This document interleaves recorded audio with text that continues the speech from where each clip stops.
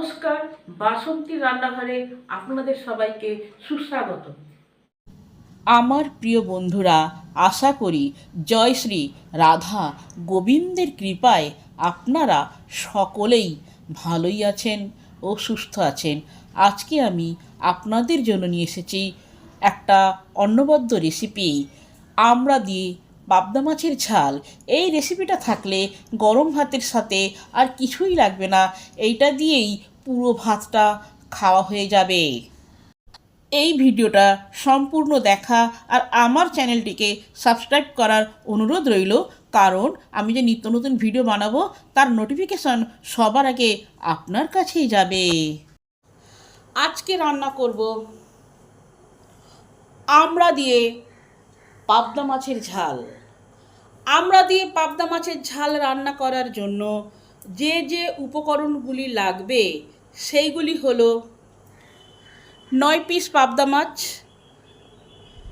ভালো করে পরিষ্কার করে ধুয়ে নুন আর হলুদ দিয়ে মাখানো আছে। 10 থেকে 12টি আমড়া চার টুকরো করে কেটেছি, আমড়াগুলোকে কেটে পরিষ্কার করে ধোয়া আছে। আর যে মশলাগুলো লাগবে সেইগুলি হলো 1.5 ইঞ্চি আদা, 2 চামচ সাদা তিল, আপনারা তিলের বদলে পোস্তও নিতে পারেন, 1 চামচ সাদা সর্ষের বদলে কালো সর্ষেও দিতে পারেন, 1/2 চামচ জিরে আর 5 পিস কাঁচা লঙ্কা। এই সমস্ত মশলাগুলোকে একসঙ্গে মিহি করে বেটে নেব। তাহলে চলুন সবার আগে পাবদা মাছগুলো ভাজা শুরু করি। পাবদা মাছগুলো ভাজার জন্য প্যান গ্যাসে বসিয়েছি।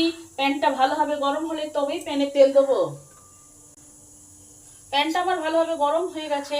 প্যানে এবারে পরিমাণ মতন তেল দিই।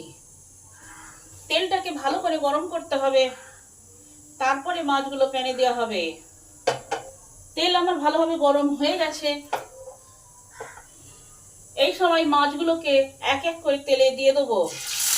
খুব সাবধানে দেবেন, পাবদা মাছ খুব ছটফট করে, গায়ে ছিটকে যায়।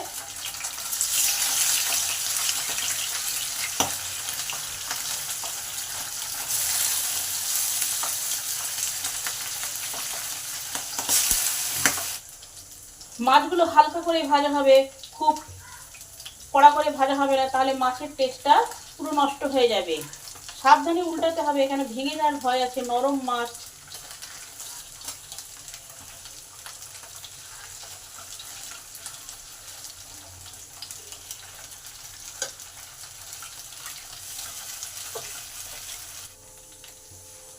মাছগুলোকে আবার উল্টে দিই।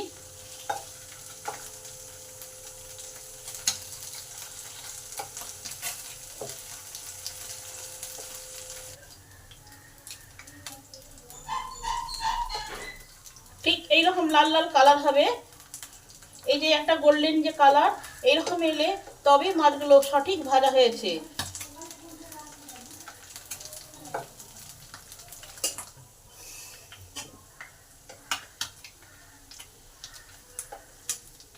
মাছগুলো আমার দুপিটি লাল লাল করে ভাজা হয়ে গেছে। এবার মাছগুলোকে তুলে নেব, কেন এর থেকে বেশি ভাজা হলে মাছের টেস্টটা নষ্ট হয়ে যাবে।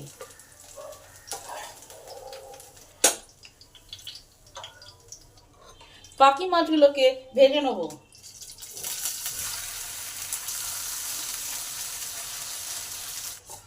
এবার এই তেলেতেই কিছুটা কালো জিরে ফোড়ন দিলাম, 2টো কাঁচা লঙ্কা দিলাম। কালো জিরে কাঁচা লঙ্কাকে ভালো করে 1 মিনিট ভেজে নিলাম। কাঁচা লঙ্কা আর কালো জিরে ভাজা হয়ে গেছে। এই সময় একটা পেঁয়াজ কুচিয়ে নিয়েছি ছোটো ছোটো করে, সেটাকে দিয়ে দিলাম। একটু নুন দিলাম, পেঁয়াজটা তাড়াতাড়ি যাতে ভাজা হয় সেই জন্য। একদিকে পেঁয়াজ ভাজা হোক আর একদিকে আমড়াগুলো দিয়ে দিই, এগুলো ভাজা হোক, তাহলে রান্নাটা তাড়াতাড়ি হবে।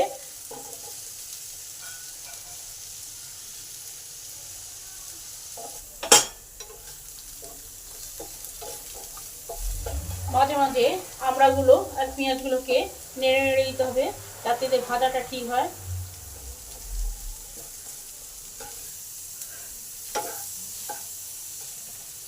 পেঁয়াজগুলো ভাজা হয়ে গেছে আর আমড়াগুলো ভাজা হয়ে গেছে, সব একসঙ্গে মিশিয়ে দিই। এবার একটু হলুদ গুঁড়ো দিই, সামান্য পরিমাণ লঙ্কা গুঁড়ো দিই,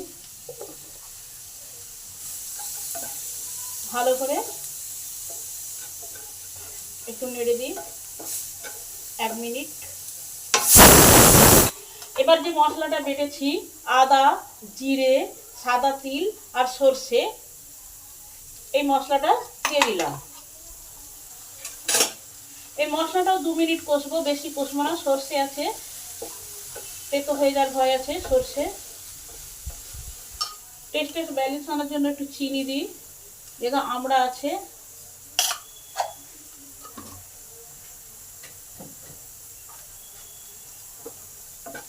আপনারা না চাইলে নাও দিতে পারেন।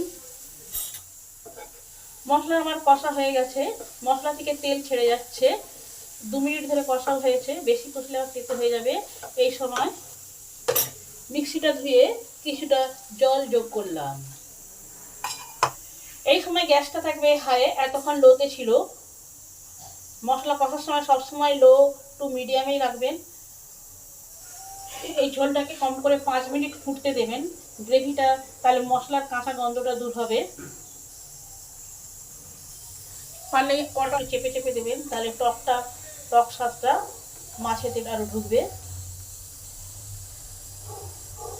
এই প্রচন্ড গরমের দিনে এরকম একটা রেসিপি খেয়ে দেখবেন, মুখের অরুচি দূর করবে। মশলাটা আমার 5 মিনিট ধরে ফুটেছে। এবার এই মশলার মধ্যে আমি মাছগুলোকে যোগ করলাম। বেশি মাছগুলো নাড়ানাড়ি করা চলবে না, কারণ নরম মাছ ভেঙে যাওয়ার ভয় আছে। এভাবে 5 মিনিট আবার ফুটুক, এই গ্রেভিটা মাছের ভিতরে প্রবেশ করুক, তাহলে মাছগুলো খেতে টেস্টি হবে। 5 মিনিট পর ঢাকাটা খুলে দেখি কি অবস্থা। আমার মাছের ঝাল কমপ্লিট হয়ে গেছে। আপনারাও বাড়িতে এইভাবে আমড়া দিয়ে পাবদা মাছের ঝাল রান্না করে খেয়ে দেখবেন।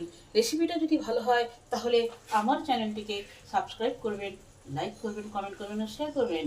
ভিডিওটা সম্পূর্ণরূপে দেখার জন্য অসংখ্য ধন্যবাদ। দেখা হচ্ছে অন্য কোনো নতুন ভিডিওতে। জয় শ্রী রাধা গোবিন্দের জয়।